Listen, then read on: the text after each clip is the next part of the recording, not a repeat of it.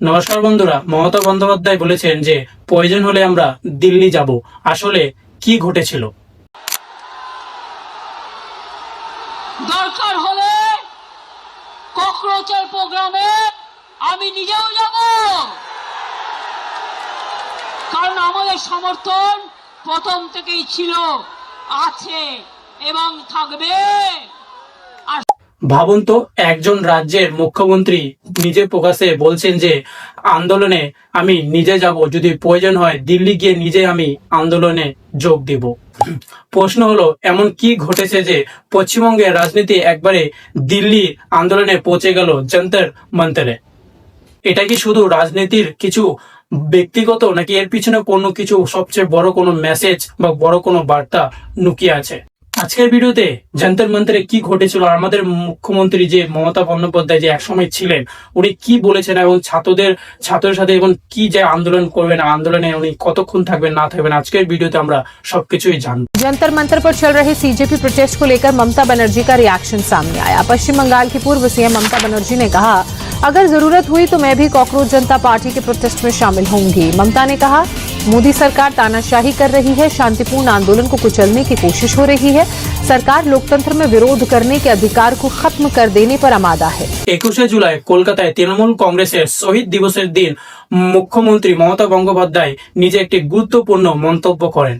তিনি সিদ্ধান্ত নেন যে প্রয়োজন হলে দিল্লিতে গিয়ে যন্তর মন্তরে উনি গিয়ে সেই মাঠে নেমে সিজেপি পার্টির আন্দোলনে তিনি যোগদান দিবেন। সিদ্ধান্তের কারণে মমতা ব্যানার্জিকে নিয়ে অনেকেই আলোচনা বা অনেকে খারাপ মন্তব্য করেন যে এটা আবার কি।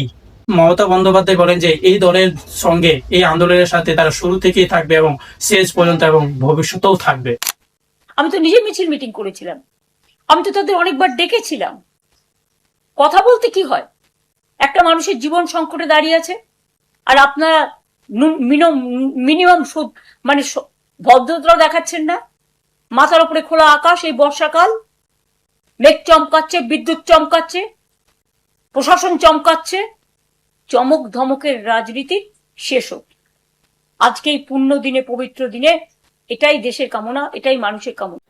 তিনি নিজের মুখে বলেন যে এই আন্দোলনে ছাত্রদের উপরে কোন রকম যদি চাপ বা আরো জোরদার কোনো অন্যায়ের উপরে যদি লাঠি চার্জ করা হয়, তাহলে তিনি এই আন্দোলন আরো জোরদার করবেন।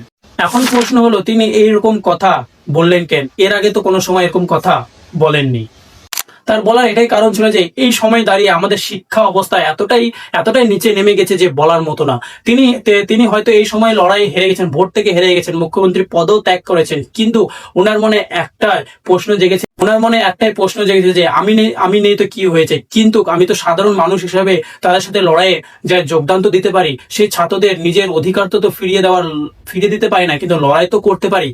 তিনি আরো বলেন যে এই লড়াইটা কোনো ব্যক্তিগত লড়াই না, এই লড়াইটা হলো আমাদের ভবিষ্যৎ আর আমাদের সবার লড়াই। উনি এটাও বলেন যে আমাদের ছাত্ররা যখন প্রোটেস্ট করতে যায়, তাদের উপরে লাঠি চার্জও করা হয় এবং অনেক মেয়েদের কাপড়ও ছিঁড়া হয়, অনেক মেয়েদেরকে মারধরও করা হয়। সবচেয়ে বড় প্রশ্ন হলো কি, সত্যিই কি মমতা বন্দ্যোপাধ্যায় দিল্লির যে যন্তর মন্তরে গিয়ে সেই আন্দোলনে যোগদান আসলেই কি দিবে? আমাদের দেশে যে ছাত্রদের নিট পরীক্ষার প্রতি বছর কোনো বছর, যেদিন থেকে আমাদের দেশে প্রধানমন্ত্রী নরেন্দ্র মোদীজি প্রধানমন্ত্রী হয়েছেন, সেদিন থেকে আমাদের দেশে परीक्षा का रिजल्ट 16 जुलाई को आया है। इस रिजल्ट पर कुछ छात्रों ने सवाल खड़े कर दिए।